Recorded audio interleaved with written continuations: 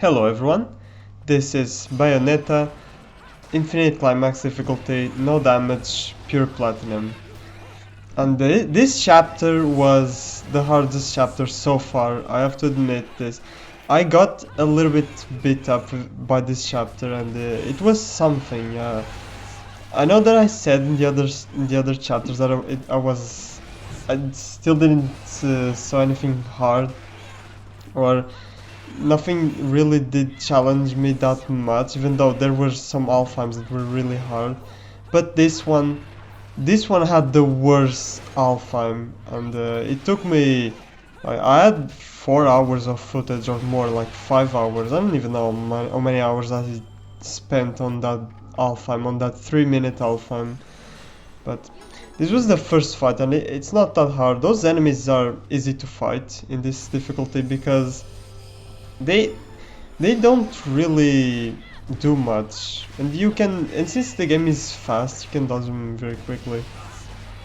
And this is a half-time that it's different on hard. On hard, you have those flying enemies. On this difficulty, you have these flying enemies that are not the other ones, I guess. I don't know how they're called, but they're not those like rays flying enemies. And I don't know which one is easier. I find this one, I guess, easier because these enemies are not as aggressive as the other ones. And they infinitely respawn, so you get some combo points because of that. And that was it. It's very quick, 39 seconds. I guess that's the time you had to stay in the air. And this one, I had very little combo points for this one. I think I had 79, and it's okay. I guess it's not that much because I still got the platinum. I guess since you don't have witch time in this difficulty, they kinda let you pass on that one. So, and now we'll have a glory, I think it is, or is it? No, it's a fairness, isn't it? I don't know the names of the enemies in the fairness. I find these enemies easy to fight, especially if you use the whip.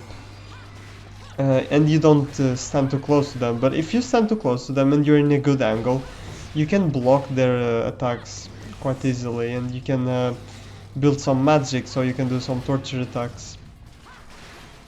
So you will do the roar, and you can use the torch attack. Always dodge the roar or mash dodge because that roar can stun you, and there's not like a hitbox for you to see how to have a timing to dodge, so you just need to mash dodge when he roars.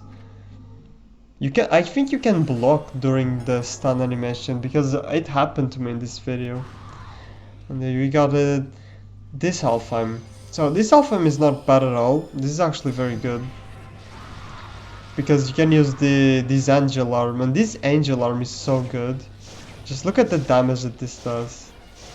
It's pretty amazing. I wish I had this devil arm for the whole game, but I mean that would be... And it does a lot of combo points. Look at those combo points that this weapon has. Look at this. 300. Like a torture attack doesn't have that. 300, 300, 300. It never decreases too. So don't you worry about combo points on this Alfheim. It's and you know, the first Alfheims of this verse, they're not really that hard compared to what's coming up, you know. The Alfheim that's coming up, it's just insanity. And it's different on hard. On hard, the Alfheim I got stuck in this chapter is so much easier. Believe me, it's insanity. You have these two with this devil arm, just easy compared to what I'm going to do in the... I think it's the next Alfheim, or is there one more Alfheim? I don't remember.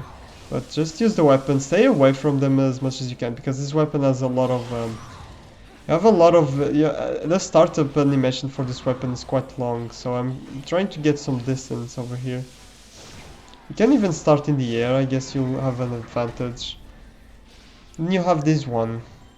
I don't know the name of this enemy. What is it? Glorious? No. I know the mini version is a brave, and those braves are really, really. I hate those enemies. They ruin my Alfheim runs a lot. And their hitboxes for you to enemy step them are so strict. It's almost a Devil May Cry hitbox, enemy step hitbox. But maybe even tighter and more awkward. But this Alfheim, not as bad. I mean, compared to, that Alfheim did this chapter, compared to anything, it's nothing is as bad as that, believe me. It will be verse 10, the Alfheim. Now we have these three. These three are not that bad. The environment is the only thing that are bad in this. Because if you jump too high, like I did there, and it was kinda dangerous, if I didn't dodge, I would get hit. If you jump too high, you will get hit by environmental damage. And these enemies don't seem to be blocking a lot. In verse 10, the Alfheim was stuck. These enemies blocked a lot, and for some reason these enemies are not blocking at all. And here I am doing some dangerous stuff. Like I don't know why I jumped too high. And the problem with this fight is that you need quite a bit of combo points. So there's no way you can skip these enemies and just go forward. You need to fight them. And it sucks because they are tricky. They are already tricky enemies, and in this environment it's just insane. But it's not that bad. I mean, nothing is that bad after what I did, but... And this is just chapter 3. Imagine how the game will be in the other chapters and in the other Alfheims. I still remember a lot trickier Alfheims in this game, but it was on hard difficulty, so I don't really know. Maybe I hope that was just the verse 10 is the hardest Alfheim in this game, because if there's something harder than that, then I'm screwed. I know that in encounters outside of Alfheims in this game, there's nothing really as insane as the verse 10, from what I remember, but I think there's some tricky ones, and we're going to have two fairnesses here. The way that I fight these enemies is really safe. I'm just going to stay back and use Wicked Weaves. And that's going to be it. We'll use the whip at the distance and then build some Devil Trigger or magic. And use the Wicked Waves to control them. They get stunned very easily by the Wicked Waves, and they don't seem to do much when you're at a distance. So being at a distance for these enemies is what you got to do. I mean, if you want to go close to them, not only will they block your attacks and you will be stunned for a minute, but they are quite aggressive and dangerous. And look at this, I blocked during the stun animation. I don't know if that was just luck or just precisely on the frame that I got out of the stun animation, but I don't know. Then there's a... oh man, what's the names? I forget the names. I think this is a Gracious and Glory. There's a lot of enemies in this game. There's a lot of names. I think Bayonetta is one of those games that... one of those character action games with the most enemy variety, in my opinion. I mean, Devil May Cry 5 has quite a lot of enemy variety too. But for these enemies, you just need to dodge a lot, jump a lot, and try to enemy step them. Enemy step is their weakness for this difficulty. So try to do that. The only thing is that in this environment is very dangerous, because you don't know how many times I died because lava. And how many times I was almost completing the fight, and because I'm in a place that is a little bit almost too far off their spawn, I despawned the fight and had to fight them again. That kinda sucked. The verse 9, here you have the introduction to the Braver, I think it's called. And I hate these enemies. I hate them because they're not bad enemies, but they ruin my verse 10 runs a lot. And it's so annoying. That verse was just trash. Just because this enemy was there. It just... It's so annoying. And not only the hitbox when they're small, the hitbox for the enemy step is so straight. And I don't really know how to deal with this enemy properly.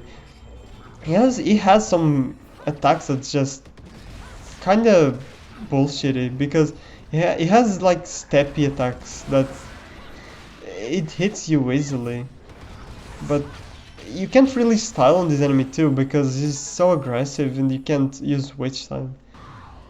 And this is the verse. This is the hardest verse on this chapter, and on all the chapters so far. It's insanity, and of course this is the successful attempt. You'll just see me doing this, and it's going to seem easy, but believe me, this is not easy. And on hard difficulty, this is actually easier because you only have bravers on this Alfheim.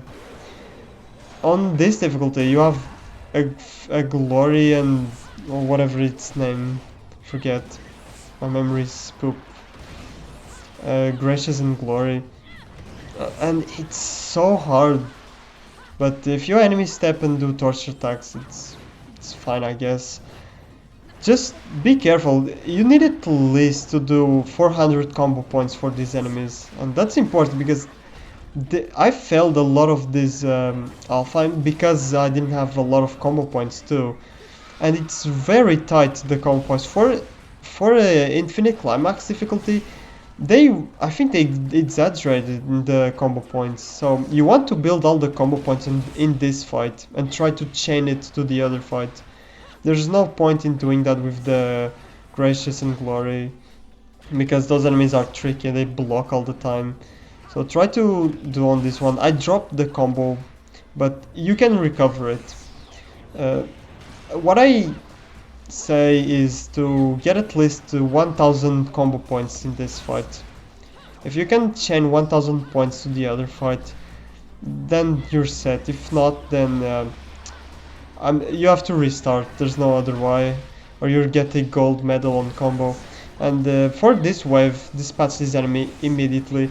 Do not leave him there because he is literally what's going to make you fail this. And the last round is a fairness. I think it's a fairness, and the other one, I don't know the name of the other one. It's the one with the laser. And they do torch attacks on the first one that you want to dispatch, I guess. Spam the torture attacks and get rid of him, and then this one, after you do this torture attack, you'll just have to build some magic, and to do that you can block all of his attacks. It's quite simple.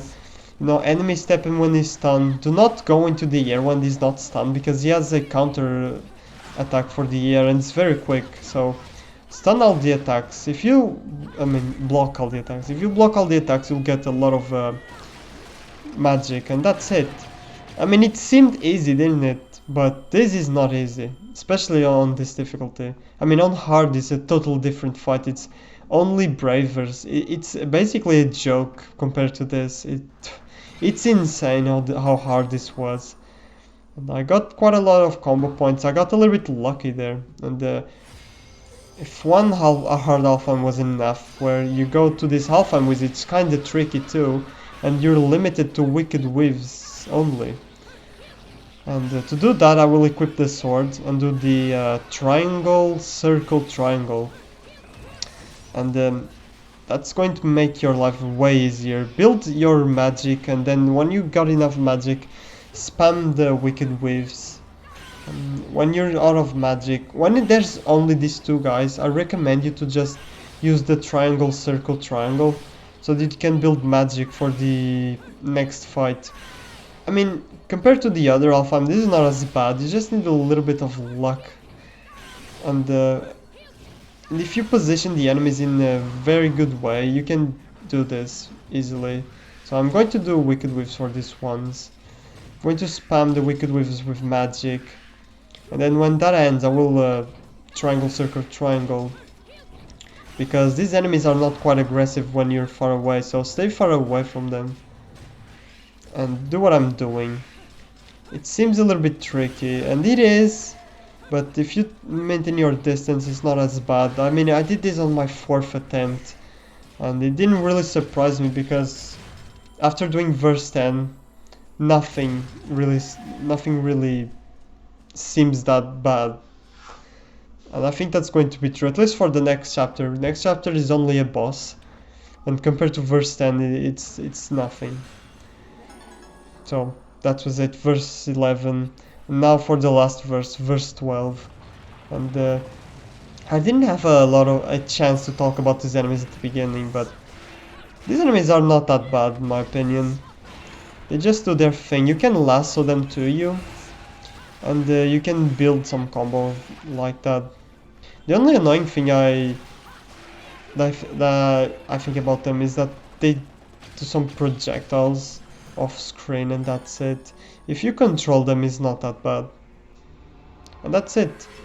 Chapter 3.